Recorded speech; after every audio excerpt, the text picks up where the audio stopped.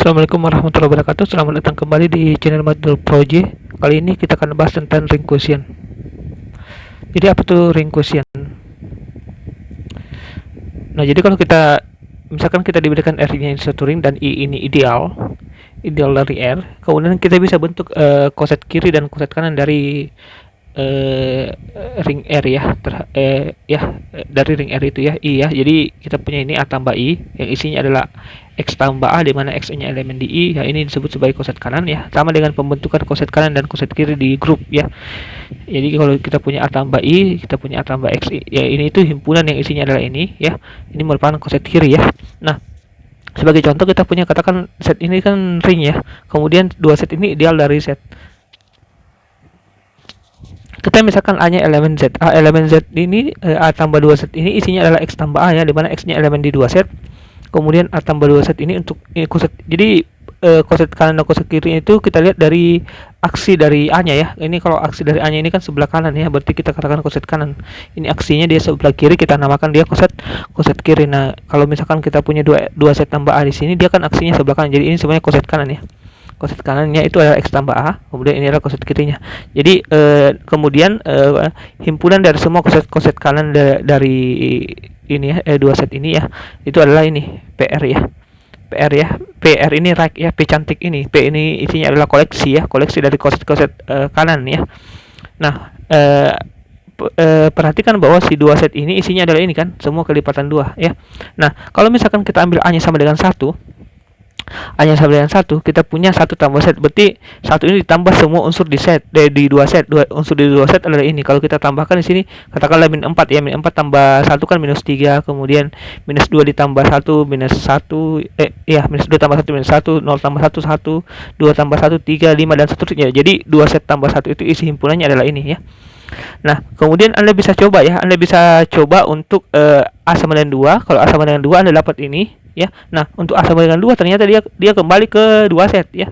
Ini ya, isi himpunannya ini sama dengan isi himpunan di 2 set. Jadi si 2 set tambah 2 ini bisa ini itu sama dengan kosetnya 2 set ya. Seperti itu. Jadi 2 set tambah 2 ini sama saja dengan isi himpunannya sama saja dengan 2 set. Dengan demikian si 2 set ini adalah wakil dari 2 set tambah 2 ya, bisa dikatakan wakil ya, karena dia sama kan? Sama kan?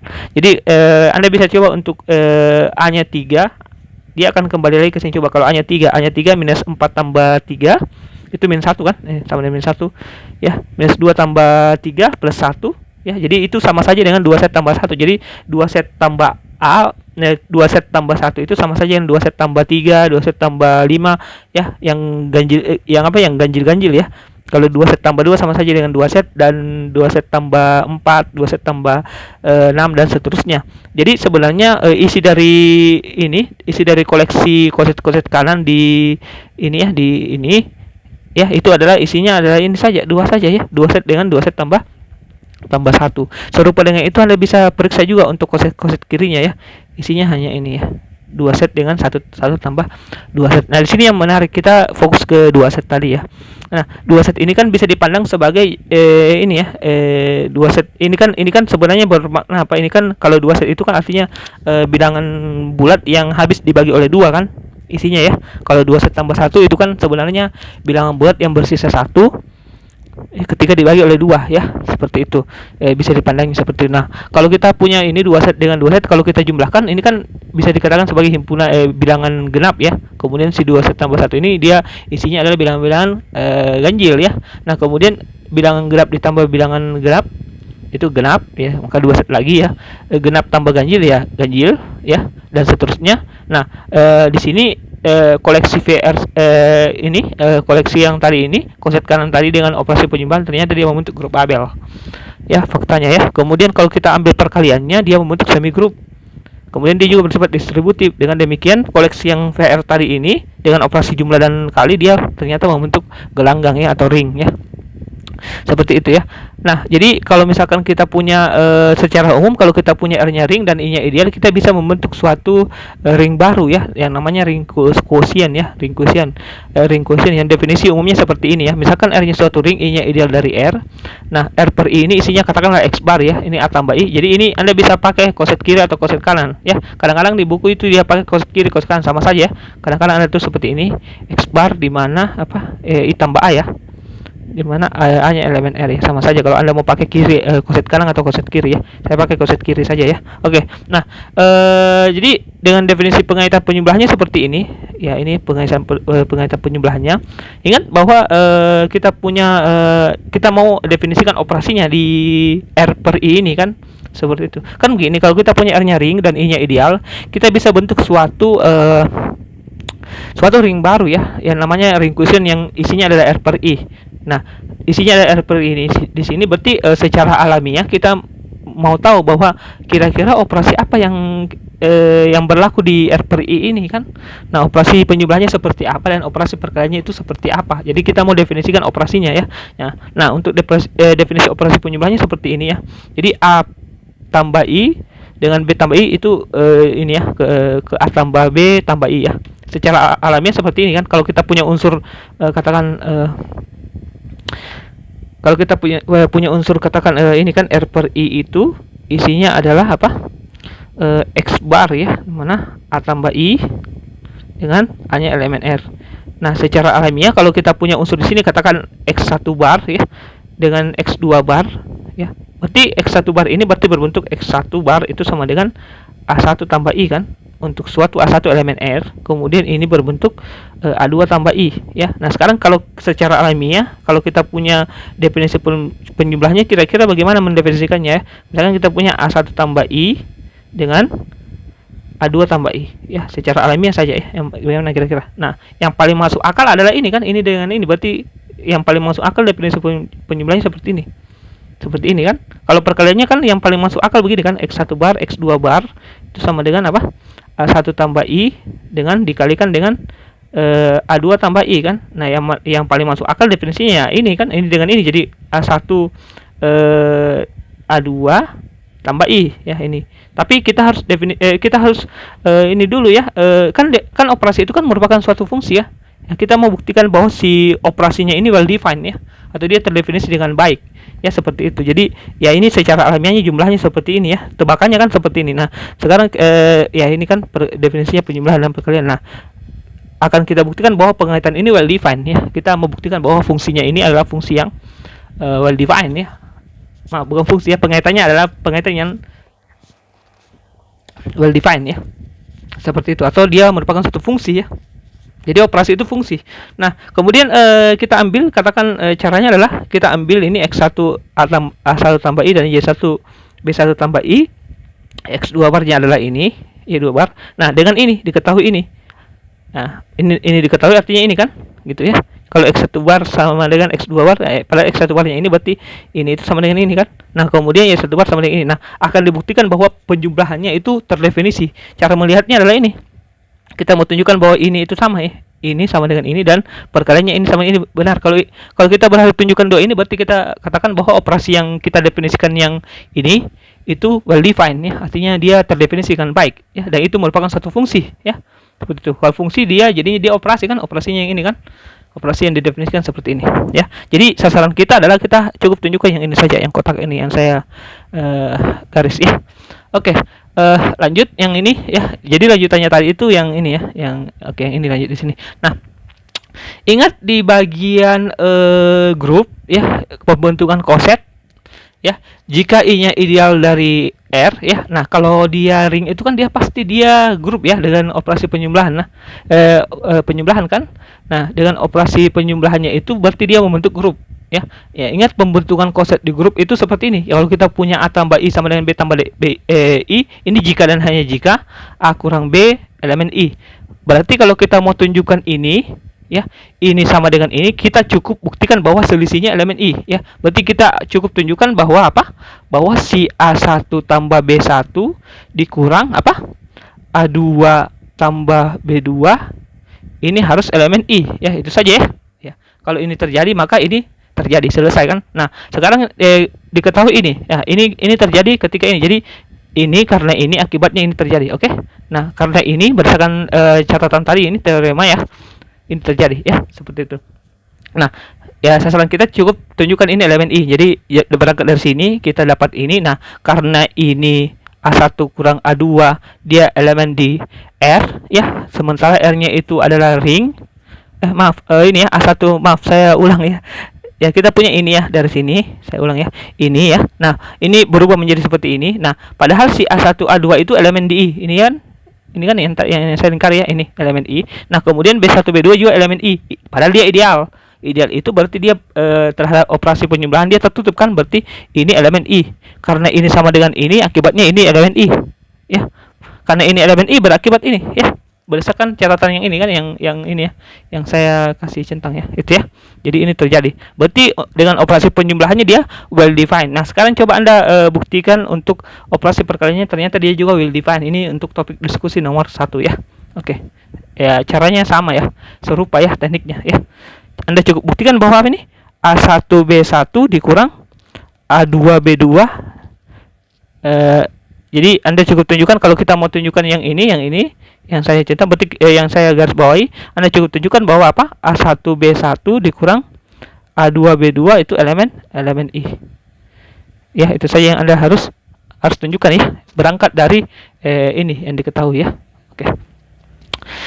Oke, faktanya adalah ini ya, R per I tadi ini dengan operasi penjumlahan dan perkalian yang didefinisikan tadi, dan definisi ini ya, operasi perkalian penjumlahannya seperti ini, dia membentuk ring ya, seperti itu ya. Nah dia membentuk ring. Nah saya ulangi lagi definisi penjumlahannya tadi bagaimana ya. Kalau kita punya X1 bar katakanlah A1 tambah I, kemudian X2 bar itu adalah A2 tambah I. Nah definisi penjumlahannya tadi ya, yang didefinisikan ya, X1 tambah X2 ini A1 tambah I, terus ditambah dengan A2 tambah I, ini sama dengan apa? A1 tambah A2 tambah I ya, seperti itu. Nah ini operasi penjumlahannya, dan operasi perkaliannya adalah X1 X2 bar itu adalah A1 tambah I dengan A2 tambah I ya. Didefinisikan operasinya adalah A1 A2 tambah I ya. Ini sudah membentuk operasi nih kan, karena kita sudah buktikan tadi bahwa dia well defined. Jadi ternyata si R per I ini dengan operasi yang ini, operasinya ini ya, penjumlahan dan perkalian, dia membentuk gelanggang ya, atau ring. Anda coba buktikan ya bahwa ini itu membentuk gelanggang. Ya, Anda coba detailkan ya. Saya kira ini di bukunya juga jelas sih teknik pembuktian, tapi sebaiknya Anda tulis ya, supaya Anda lihat detailnya ya. Nah untuk identitasnya secara logika berarti kan karena dia ring, berarti dengan operasi jumlah harus dia merupakan grup abelian kan. Kalau grup abelian berarti harusnya dia punya elemen identitas. Nah ternyata elemen identitas di sini itu dengan operasi penjumlahan adalah ini ya, nor R ditambah nor R tambah I sama dengan I ya. Jadi ternyata dia ininya ya, unsur identitasnya terhadap operasi penjumlahan itu 0 bar, itu adalah 0 R tambah I, atau kita bisa tuliskan adalah I ya, seperti itu. Jadi I ini adalah merupakan identitas ya, unsur identitas di R per I dengan operasi terhadap operasi penjumlahan. Nah inverse-nya adalah ini, kalau kita punya X bar adalah A tambah I, berarti min X barnya adalah yang ini, min A tambah I ya, seperti itu ya. Anda bisa tunjukkan bahwa ini merupakan satu gelanggang ya, yaitu yang topik diskusi nomor 2. Nah selanjutnya untuk contoh yang lain lagi, kalau kita punya set 4 dia gelanggang ya, atau dia ring. Nah kita bentuk idealnya katakan 0 dengan 2i. Jadi setiap kita punya gelanggang kita bisa, dan dia punya ideal, maka kita bisa bentuk ring quotientnya ya.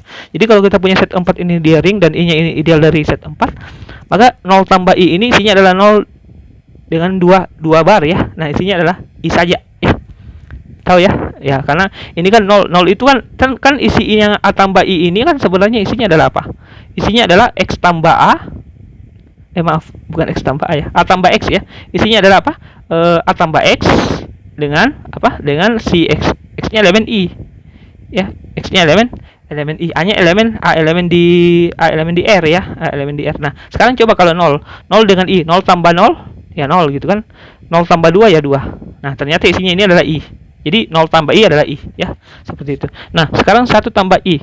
1 tambah I berarti 1 tambah 0 ya 1 gitu kan. 1 tambah 2 ya 3 ya. Jadi 1 tambah I isinya adalah ini. 1 bar 3 bar ya. Nah, kemudian 2 bar tambah I isinya adalah 2 ditambah 0 ya 2 kan.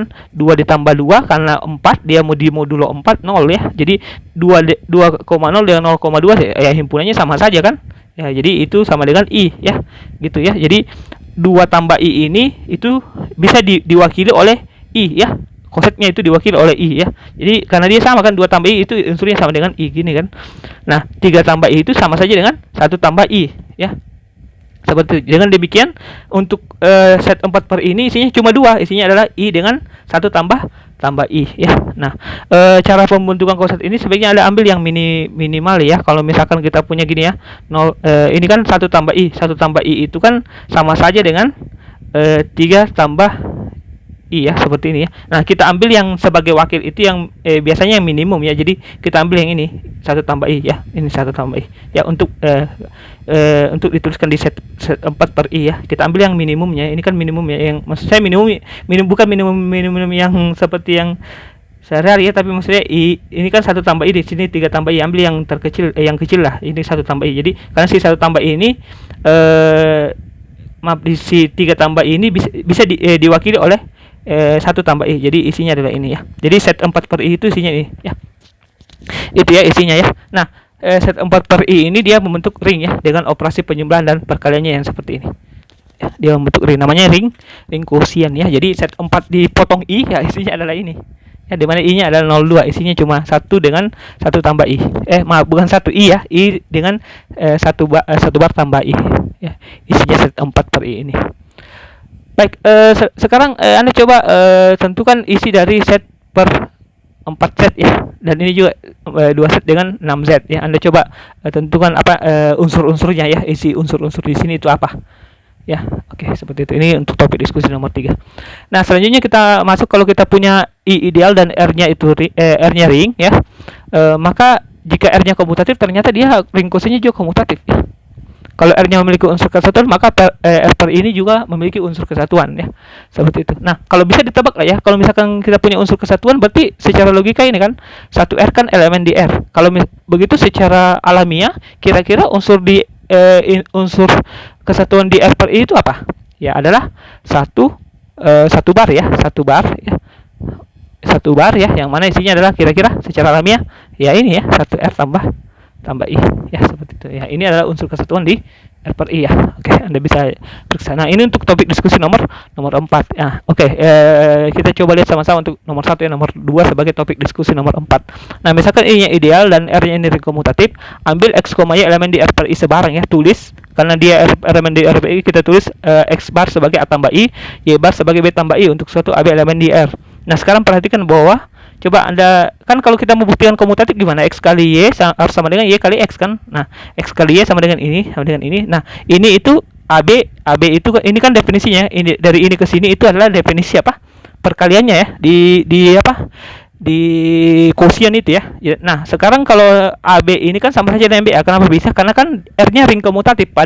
R-nya itu ring komutatif, diketahui ya. R-nya ring komutatif ya. Berarti ini kan karena AB-nya elemen R, berarti AB itu sama saja dengan BA kan?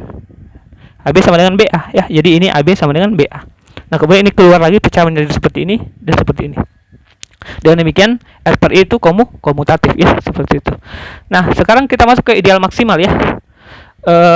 Proper ideal M dari ring R ini disebut ideal maksimal jika untuk setiap I-nya ideal dari R dengan M-nya termuat di I.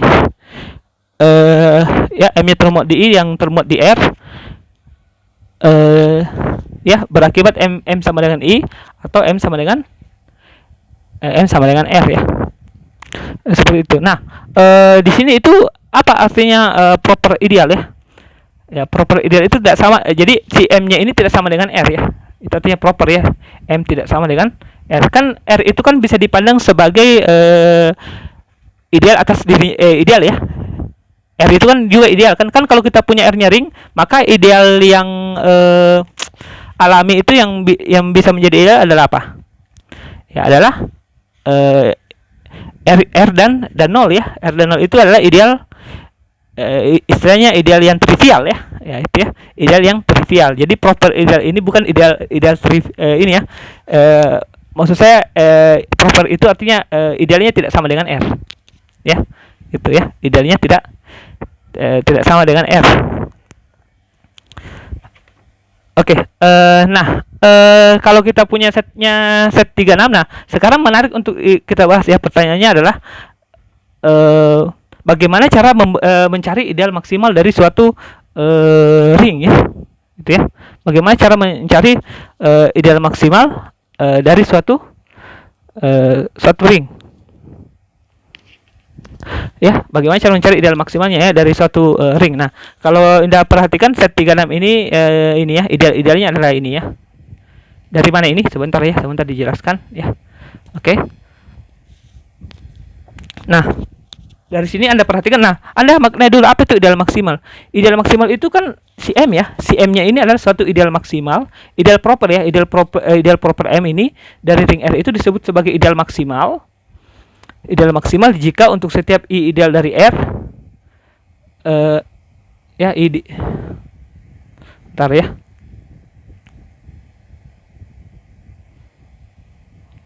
Sorry. Ini ya. I-nya ideal maksimal jika ini ya, M-nya ideal maksimal jika kalau ada ideal di antara M dan R, haruslah I-nya itu sama dengan R. Haruslah si M-nya itu sama dengan I. M-nya sama dengan I atau I-nya M-nya sama dengan I. Oh, ini salah ini ya. Maaf. M-nya sama dengan I atau I-nya sama dengan R ya, atau si I sama dengan R. Saya perbaiki dulu. Maaf.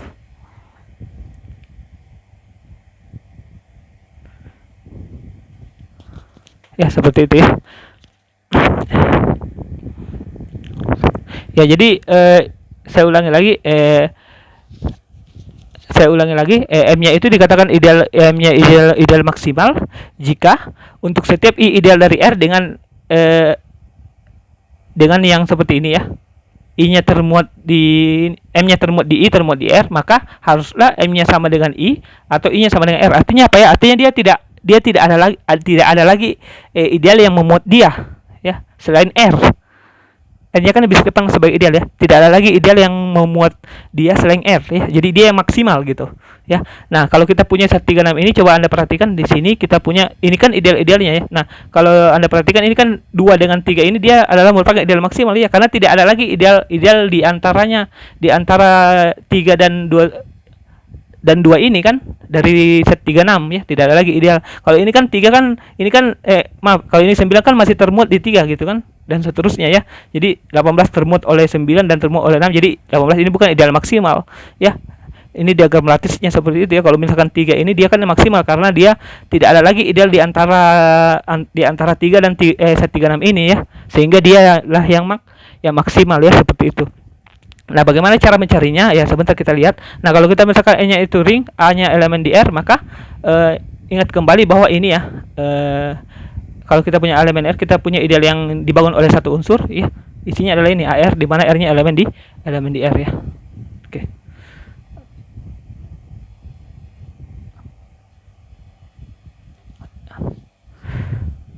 Ya, oke.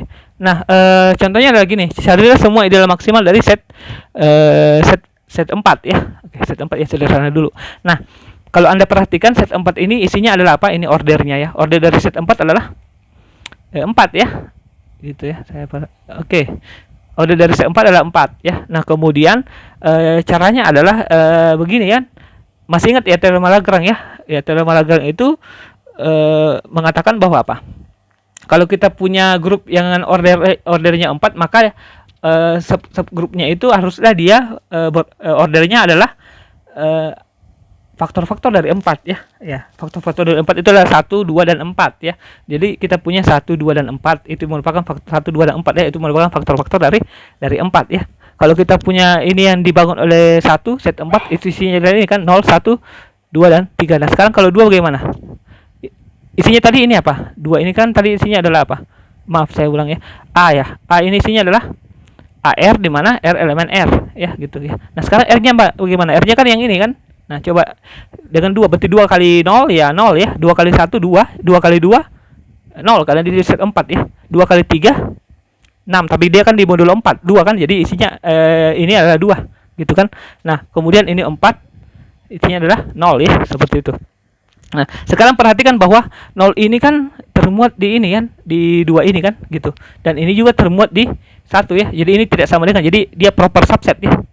Jadi dia proper subset dari ini kan, 0 itu proper subset dari 2 ya, dan seterusnya ya. 2 proper subset dari 1. Nah, si 1 ini kan sendiri sama dengan set 4 kan? Berarti bisa tebak lah ideal maksimalnya apa? Ideal maksimalnya adalah 2 kan? Jelas ya.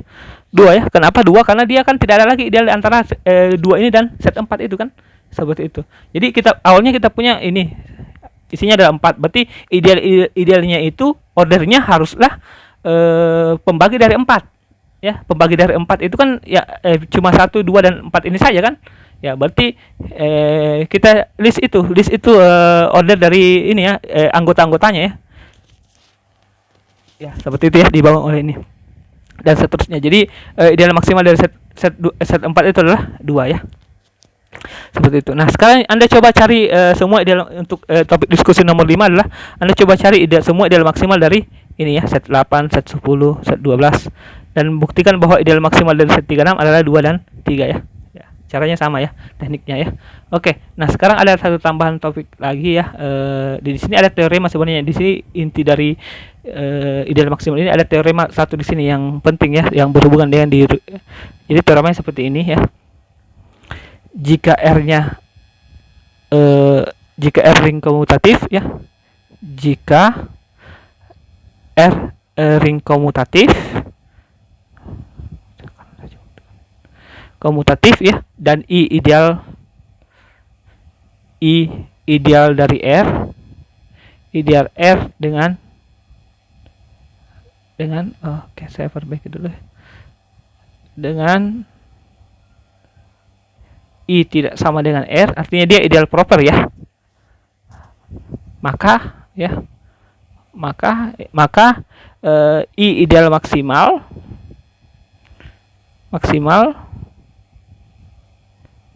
jika dan hanya jika R per I itu lapangan ya. R per I lah lapangan. Ya, ini saya skip ya buktinya, Anda coba buktikan ya. Ini untuk topik diskusi nomor 6 ya. Oke. Anda coba. 6 ya. Ini topik diskusi nomor 6 ya. Oke.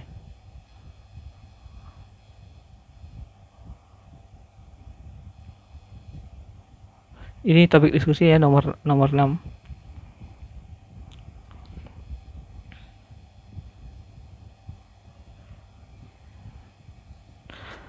Oke, jadi kalau kita punya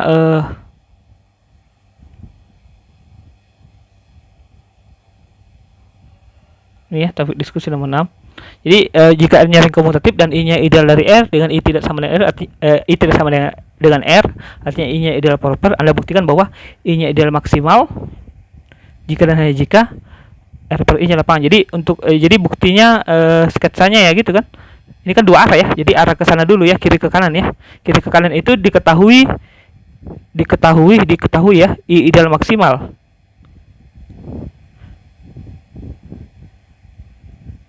Akan dibuktikan bahwa ADB ya. R per I lah lapangan. Kemudian dari arah kanan ke kiri adalah diketahui R per I lapangan. Akan dibuktikan bahwa apa? I ideal maksimal. Oke, ya saya kira cukup ya untuk materi ring quotient ini. Terima kasih telah melihat channel Madu Project. Semoga bermanfaat. Wassalamualaikum warahmatullahi wabarakatuh.